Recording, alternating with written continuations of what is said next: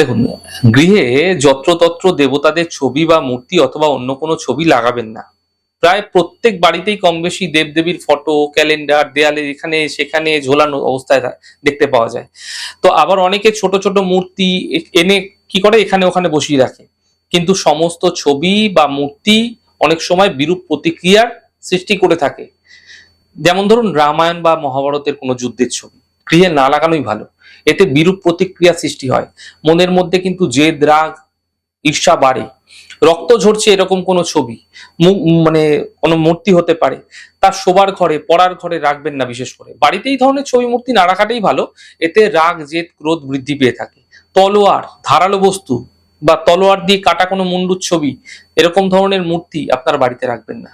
এতে কিন্তু মনের মধ্যে যে একটা জেদ, একটা রাগ, একটা ঈর্ষা, এগুলো কিন্তু বৃদ্ধি পেয়ে থাকে।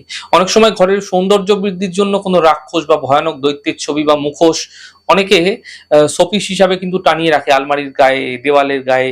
কিন্তু এই ধরনের জিনিস কিন্তু বাড়িতে না রাখাই মঙ্গলজনক। এগুলো কিন্তু আপনাদের ক্ষেত্রে কোনো শুভ সূচক নয়। এগুলো সর্বদাই কিন্তু আপনাদের ক্ষেত্রে কোনো না কোনো ভাবে আপনাকে অশুভত্বের দিকে নিয়ে যায়।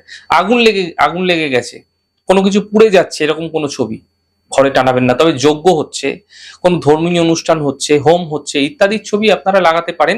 যথাযোগ্য স্থানে লাগাতে পারলে বিশেষ ফায়দা হবে, বিশেষ ফায়দা পাবেন।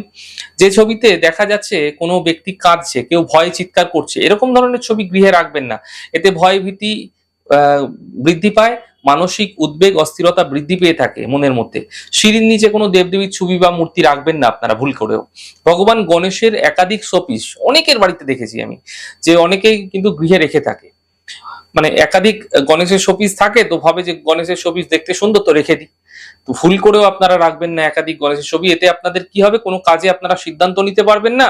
বারবার ধরে আপনার কাজে কিন্তু ব্যাঘাত ঘটবে, সমস্যা আসবে, বিঘ্ন আসবে, বাধা আসবে। এই ধরনের বিরূপ প্রতিক্রিয়া সৃষ্টিকারী বহু ছবি বা মূর্তি প্রায় অনেক ঘরেই দেখতে পাওয়া যায়। এর ফলে পরিবারে অশান্তি দেখা যায় এবং দরিদ্রতাও দেখা যায়। তো এছাড়া পরিবারের অতি প্রিয় যারা মৃত ব্যক্তি রয়েছে তাদের ছবিও কিন্তু অনেকে এদিকে ওদিকে টানিয়ে রাখে। এরকমটি করা কিন্তু একেবারেই ঠিক নয়। কিন্তু এগুলি আমাদের অজান্তে পরিবারে অনেক সমস্যার সৃষ্টি করে থাকে। তাই এগুলি জেনে শুনেই লাগানো শুভ হবে।